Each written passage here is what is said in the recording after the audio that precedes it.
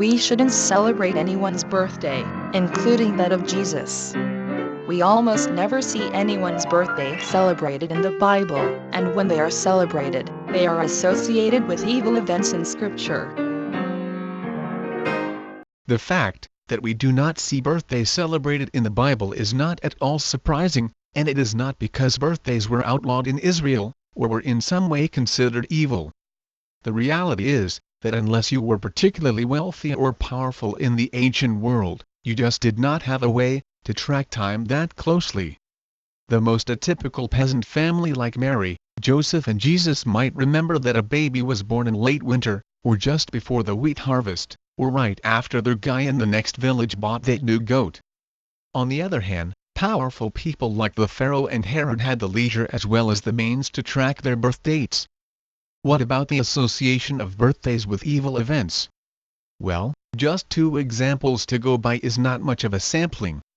And in neither case does the evil that is done come about specifically because it is a birthday celebration. Rather, they come about because the person in question is a despotic tyrant. So, maybe you could argue that the Bible only teaches that despotic tyrants should not celebrate birthdays. And, since this claim is based on an alleged example rather than a direct teaching, you might as well be more specific in saying what it is being forbidden. Christmas is a time when Christians celebrate and remember Jesus Christ coming into this world to save sinners. December 25th is not necessarily the date that Jesus was born, but this does not detract from the fact that it is very important to remember Jesus and what he did for us. While we are not commanded to celebrate the birth of Christ, we do see precedent in Scripture. The angels and shepherds praised God for sending his Son into the world. Christians are definitely permitted to do this, and every day we should thank God for Christ stepping into this world. We should also remember that the Lord celebrated holidays during his earthly life. Every year, Jesus' parents went to Jerusalem for the festival of the Passover. When he was 12 years old, they went up to the festival according to the custom.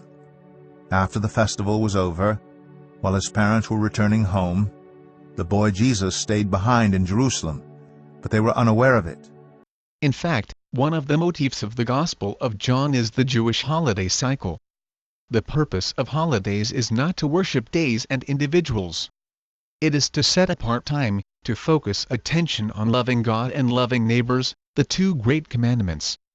As in secular life, where we must set aside vacation days to rest and focus our attention on family, so in the spiritual life we must set aside holy days to focus our attention more closely on God and neighbor. If left to our own devices, we might never do it. But because the days are set apart already, we do not have to think about doing it because it has already been done.